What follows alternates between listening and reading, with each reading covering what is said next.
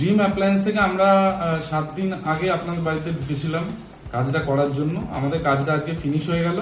তো আপনার ভ্যালুয়েবল ফিডব্যাকটা যদি আমরা পাই তাহলে সেই অনুযায়ী আমরা আবার নতুন কাস্টমারের কাছে দিতে পারবো। এই আপনি যদি দু এক কথা কিছু বলেন। আমার প্রথমত আমি আপনাকে অনলাইনের মাধ্যমে পেয়েছি।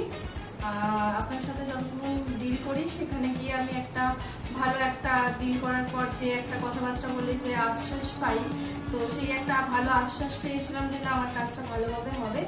তারপরে যখন আপনারা কাজে হাত দিলেন এবং শেষ করলেন, আমার কাজ খুবই পছন্দ হয়েছে এবং ব্যবহার কথাবার্তা সবই খুবই ভালো লেগেছে।